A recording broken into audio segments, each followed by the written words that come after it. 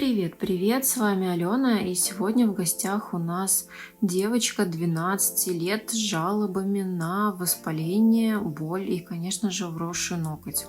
Начнем с того, что приняли мы ее уже после закрытия салона, потому что мама очень сильно просила помочь как можно скорее, так как боль уже была совершенно невыносимой.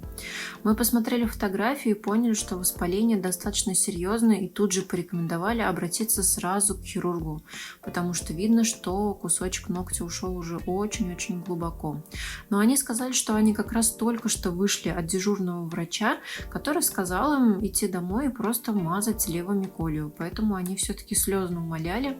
И, конечно, мы не смогли отказать. Ну, разве можно бросить ребенка в таком состоянии? Я представляю, какая это адская боль, когда так воспалено, а тебе еще в школу ходить, там, обувь носить и всякое такое. Поэтому было принято решение оказать ей первую помощь. Сейчас на видео вы наблюдаете временную тампонаду. Она используется для того, чтобы разъединить воспаленные ткани. То есть ставится тампонада и заливается туда перекись. Это именно для того, чтобы была возможность отсоединить валик, вот этот самый воспаленный, и заглянуть туда вовнутрь, что же там находится. Ну а теперь необходимо иссечь вот этот самый уголочек ногтя, который туда глубоко вошел.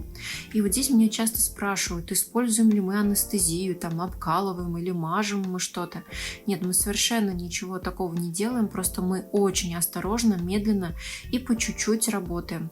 Ну и самый главный секретик заключается в том, что там, где есть воспаление и вросший ноготь, там, как правило, всегда бывает небольшой анихолизис, то есть там полость, там ноготь уже отсоединен, и поэтому кусачки вот эти пряморежущие, которые вы сейчас наблюдали, они совершенно легко туда проходят, и то есть наживую ничего нигде не отрывается и не травмируется. Поэтому срезать особо труда не составляет. Единственная сложность в работе с людьми, да и с детьми в частности, с которой нам приходится сталкиваться, это страх, потому что люди, настрадавшись и намучившись, они уже не совсем чувствуют то, что происходит на самом деле, а уже на психологическом уровне они уже очень сильно неустойчивы и начинают бояться просто, когда ты даже смотришь на их палец. То есть больно от одного только взгляда. На самом деле все не так больно, как это выглядит. И все решаемо. Забегая вперед, хочу сказать, что спустя 5 дней пальчик уже выглядит гораздо лучше, он не так воспален, и болевой синдром, конечно же, ушел. И еще мы все зачистили, забинтовали, наложили дышащую повязку и оставили назначение врача в виде левомиколи. Ну и, конечно, веселая рожица, а то я смотрю, когда не сделаешь, вы прям спрашиваете, а где же? Вот она. Всем пока-пока.